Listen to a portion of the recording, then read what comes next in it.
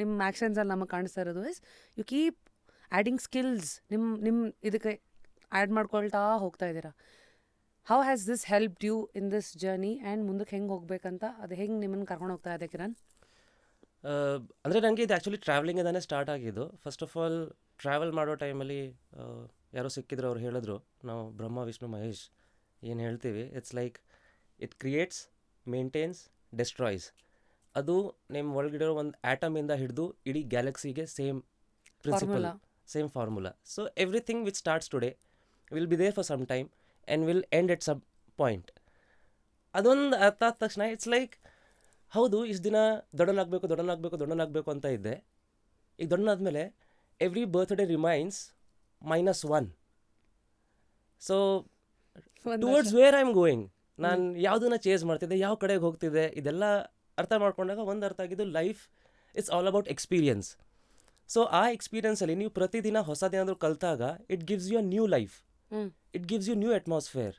So ಪ್ರತಿದಿನ ಒಂದು ಹೊಸದೇನೋ ಅನಿಸುತ್ತೆ and that makes you feel you want to live more, you want to experience more. And learning in the ನನ್ನ ಪ್ರಕಾರ ಯಾವತ್ತೂ ಲಾಸ್ ಆಗಿಲ್ಲ. And learning it's a very beautiful thing rather than social media projection ಅಂತಲೇ ಹೇಳ್ಬೋದು. ಒಂದು social media projection ಏನಿದೆ about life ಅಥವಾ ಅದರಿಂದ ಏನು ಡಿಸ್ಟರ್ಬ್ ಆಗ್ತೀವಿ, ಅದ್ರ ಬದಲು some time give it to yourself, live it. Life is beautiful, enjoy ಮಾಡಬೇಕು ಪ್ರತಿಯೊಂದು ಕ್ಷಣನೂ. ಆ್ಯಂಡ್ ಮೋರ್ ಸ್ಕಿಲ್ಸು ಏನಕ್ಕೆ ನಾನು ಕಲಿಬೇಕು ಅಂದರೆ, ನಾನು ಕಾಲೇಜಲ್ಲಿ ಇರಬೇಕಾದ್ರೆ ನನ್ನ ಮೈಂಡಲ್ಲಿ ಏನಿತ್ತು, ನಾನು ಬಿಕಾಸ್ ಬೇರೆ ಸ್ಟಾರ್ಸ್ನೆಲ್ಲ ನೋಡ್ತಿದ್ದೆ, ಒಂದು ಸಿನಿಮಾ ಮಾಡಿದ್ರೆ ಸಾಕು, ಸಿನಿಮಾ ಮಾಡ್ದೆ ಅಂದರೆ ನಾಳೆ ನಾನು ಸ್ಟಾರೇ, ಆ ಥರ ಒಂದು ಮೆಂಟಲ್ ಇದರಲ್ಲೇ ನಾನು ಬಂದಿದ್ದು. ಇಲ್ಲಿ ಬಂದಾದ್ಮೇಲೆ ಗೊತ್ತಾಯಿತು ಸಿನಿಮಾ ಸಿಗೋದು ದೊಡ್ಡದಲ್ಲ, ಸಿನಿಮಾ ಮುಗಿಲೂಬೇಕು. ಮುಗಿದು ರಿಲೀಸ್ ಆಗಬೇಕು. ಮುಗಿದ್ಮೇಲೆ ಗೊತ್ತಾಯಿತು ಈಗ ಮುಗಿದು ರಿಲೀಸ್ ಆಗಬೇಕು, ರಿಲೀಸ್ ಆಗಿ ಜನ ಬರಬೇಕು. ನಾನು ಸರಿ ಜನ ಏನೋ ಬಂದರು ಈಗ, ಬಟ್ ಆ ಜನಕ್ಕೆ ಮಾಸ್ ಆಗಿ ಇಷ್ಟ ಆಗಬೇಕು. ಸೊ ಸ್ಟಿಲ್ ತುಂಬ ದೂರ ಇದೆ ನನಗೆ ಏನು ಏಮ್ ಇತ್ತು ಅದು. ಬಟ್ ನಾನು ಪ್ರಿಪೇರ್ ಆಗಿದ್ದು ಜಸ್ಟ್ ನನಗೆ ಒಂದು ಸಿನಿಮಾ ಸಿಕ್ಕಿದಾಗ ನಂಗೆ ಡಾನ್ಸ್ ಹೇಳ್ತಾರೆ, ನಾನು ಡಾನ್ಸ್ ಮಾಡಬೇಕು, ಆ್ಯಕ್ಷನ್ ಹೇಳ್ತಾರೆ ಆ್ಯಕ್ಷನ್ ಮಾಡಬೇಕು, ಆ್ಯಕ್ಟಿಂಗ್ ಹೇಳ್ತಾರೆ ಆ್ಯಕ್ಟಿಂಗ್ ಮಾಡಬೇಕು. ಅದಾದಮೇಲೆ I realised even more the back side, the dark side of everything. ಅದೊಂದು ಬೇರೆನೇ ಇದೆ, ಅದು ರೆಗ್ಯುಲರ್ ಕಾಮನ್ ಪೀಪಲ್ಗೆ ಅದು ಗೊತ್ತಿರಲ್ಲ ಇನಿಷಿಯಲ್ ಸ್ಟೇಜಲ್ಲಿ. ಏನು ಆ dark side? Because just curious, it is a ಕನ್ನಡಿ ಫಾರ್ ಆಕ್ಸೆಸ್. ಇವಾಗ ಎಷ್ಟೊಂದು ಜನ ಆಡಿಯನ್ಸಿಗೆ ಒಳಗೇನಿರುತ್ತೆ ಗೊತ್ತಾಗಲ್ಲ. ಅದು ಗೊತ್ತಾದ್ರೂ ಅವ್ರಿಗೆ ಏನಕ್ಕೆ ಅದು ಗೊತ್ತಾಗಬೇಕಂದ್ರಾಗ ಜಸ್ಟ್ ಟು ಅಂಡರ್ಸ್ಟ್ಯಾಂಡ್ ಕೆಲವುದೆಲ್ಲ ಹೇಗೆ ವರ್ಕ್ ಆಗುತ್ತೆ ಆ್ಯಂಡ್ ಅವ್ರನ್ನ ಅವ್ರು ಯಾರೋ ನಾಳೆ ಇಂಡಸ್ಟ್ರಿಗೆ ಕರ್ಕೊಂಬರ್ಬೇಕಂದ್ರೆ ಅವರನ್ನು ವಾಟ್ ಟು ಎಕ್ಸ್ಪೆಕ್ಟ್ ಅನ್ನೋದಕ್ಕೆ. So can you help us understand the dark side that you saw? ಈ let's start with T V.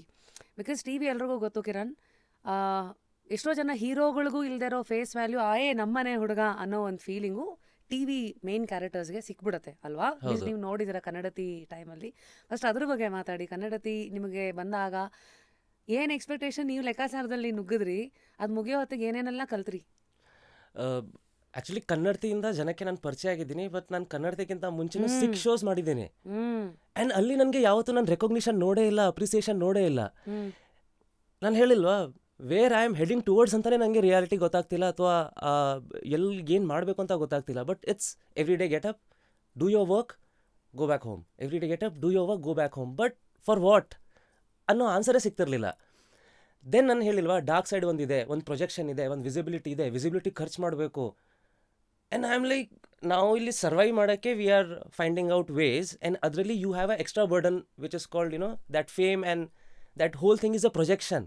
ಆ ಪ್ರೊಜೆಕ್ಷನ್ಗೆ you have to invest, you have to build your image, you have to showcase your image. ಅದೆಲ್ಲ ಗೊತ್ತಾಗ that's not cup of tea for us. ನಾವು ಪ್ರತಿಯೊಬ್ಬರು ಅದನ್ನು like we can't afford.